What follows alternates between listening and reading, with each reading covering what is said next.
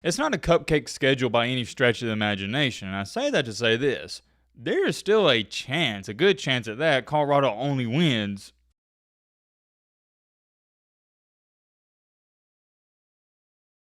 Ladies and gentlemen, boys and girls, hope all of you had a great week. Hope all of you had a great Friday. If not, hope this video can make it a little bit better. I intentionally said this video for Friday night because we're about to talk about the man, the myth, the legend himself, Coach Prime and his team, Colorado. You get it because it's Friday night, which is aka prime time, and his nickname's prime time. I'm trying not to be too corny, but you get the point. If you get it, you get it. If you don't, you don't. We're here to talk about the Colorado Buffaloes, and man, oh man, it has been a long time since we've talked about this team on the channel. It's had been, what, at least 3, might have been 4 to 5 months, ever since the season, really. It seems like you guys have really been enjoying the documentary style videos we've been making to get us through the offseason. And while I've been making these videos, I randomly thought, well, wait a minute. It is the end of July. I thought about it last week. I was like, hold on, Matt. The season is roughly 4 to 5 weeks away, and I haven't even came out with my Colorado record prediction video. We're running out of time. The season starts in roughly a month. I think, to be exact, Colorado kicks off on the 29th against North Dakota State. Let me give you some context. So last year, my record prediction for Colorado and Deion Sanders was 5-7. And I remember it just like it was yesterday, and I'm sure many of you remember as well. Y'all were killing me in the comments saying, Matt, that's ridiculous, 5-7.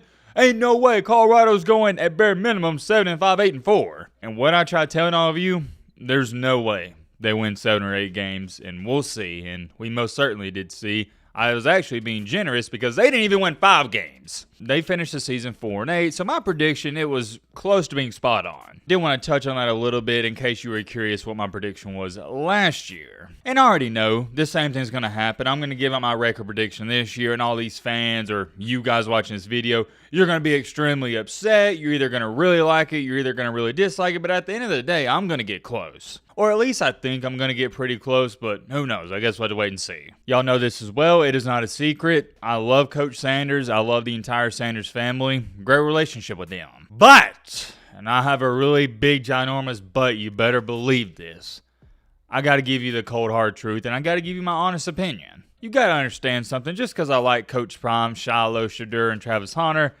it doesn't mean that's going to weigh into my decision when I'm looking at these games and I'm looking at their schedule. You can like somebody in this life and still say bad things about them. It is what it is, and it's nothing personal. We're just talking about the sport of college football. There's many more things I need to say, and I probably need to clarify, but it is what it is. I know you guys are ready to get into this just like myself. To give you even more perspective, I have not taken a slither of a look at their schedule leading up into this video. The only thing I know is they play North Dakota State week 1. We are going to do this together, and also this may not be my final record prediction. I might change it up a little bit before whenever they kick off on August 29th.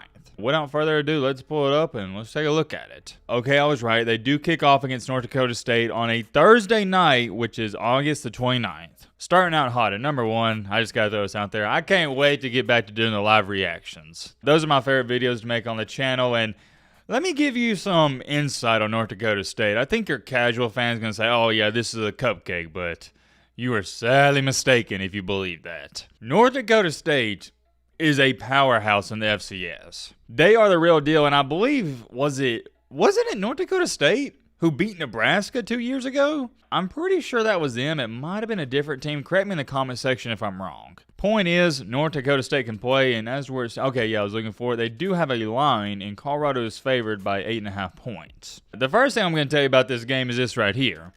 I wouldn't be shocked, not even to the slightest of bits, if North Dakota State won. I'm throwing it out there right now. I'm putting it on record. This is going to be documented on the channel. If they win, I will not be shocked. Let's not act like Colorado is an Ohio State, Alabama, a serious team in the Power 5, a blue blood. No, they're none of that. They're average at best. Talent for talent, who has a better team?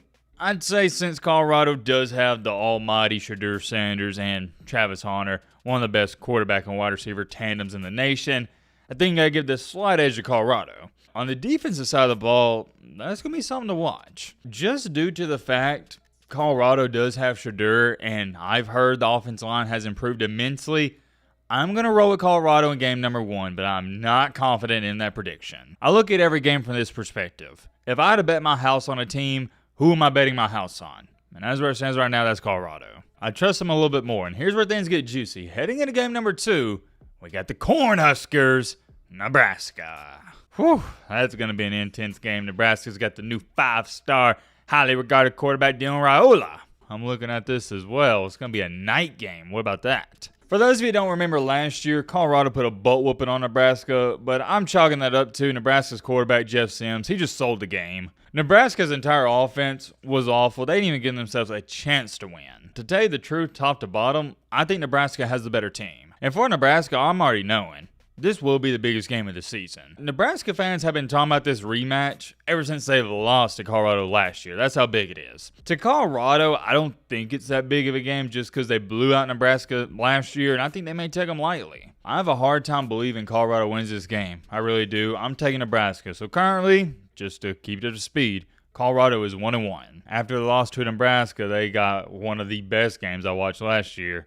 Their rivals, Colorado State. That would be one of their rivals, right? Yeah, I think that's fair to say. Last year, there's no ifs, ands, or buts about it. They should have lost that game, and they got extremely fortunate to win. This year, I think it's going to be another close one. Colorado State gave them a run for their money on the road, and now they got them at home, so that's going to be an interesting thing to pay attention to. But with that being said, Colorado, I think they get it done. I'm going to take Colorado in that one, and they advance to 2-1, heading into a matchup with Baylor. Remember, Colorado's not in the Pac-12 anymore, boys. They're in the Big 12, which is very important to this video because I said it thousands of times last year. A main reason I had Colorado going 5-7 isn't necessarily because of Colorado themselves. It's more so of the Pac-12 was one of the best conferences in the nation last year. Colorado had a really tough schedule last year. Not to say it won't be tough this year, but from what I've seen so far, it does look like it's going to be a little easier. How do I say this nicely? The Big 12 doesn't have the stiffest of competition. Baylor's coming off a not-so-good season, but they're always a team you can't count out. In ball games like this, I got to go with the team I trust more. And believe it or not, I trust Colorado way more than Baylor, so I got them winning that one and advancing to 4-1, sitting pretty. Oh wait, my apologies. 3-1, sorry about that. Next up, they got UCF, a team they should beat, but also a team they could lose to. And this is what I'm talking about. You're not playing Oregon. You're not playing USC, Oregon State, Washington State, UCLA. These are teams more likely that are going to be ranked outside the top 25. Colorado is better than UCF. They should win that game, and I think they will. And now they advance to 4-1. Huh? What about that? They'd probably be sitting in the top 25 if they're 4-1 through the first 5 games. But then they run into one of the best teams in the Big 12 and one of the most consistent teams, K-State. K-State has a new quarterback. They're just a big, physical, and strong team. I think K-State, they give Colorado a wake-up call, and they beat them by 20 points. I think that game could get ugly. I just don't think Colorado is ready for the physicality of Kansas State. And maybe they are, but I don't think so. Now they're at 4-2. Heading into a matchup with a former Pac-12 team, Arizona. Arizona is going to be a really good team this year, a team that nobody wants anything to do with. And y'all would know this. I was hyping up Noah Fafita early in the season. I don't see how Colorado even keeps this one close, and now they're on a 2-game skid, 4-3. That's fine. They do got Cincinnati at home, and that's not a guaranteed win. Cincinnati can play. Off the bat, I like Colorado a little bit more. I'll take them to win that one, and now they're 5-3. 4 games left. Unfortunately, as I'm looking at their schedule, it's looking like the tough 4-game stretch they got. Reminder, last year they ended the season on, what was it, a 7-8 game losing streak? It was bad, and you might could see something like that happen again this year. They do got to go to Texas Tech. That is not an easy place to play, and it always seems like they upset somebody every single year. I like what Tech brings to the table. I think Colorado, they're due for a slip-up, and Texas Tech, they pull it out. I got Colorado at 5-4 with a matchup with a team I think they have no shot of beating, and that's Utah.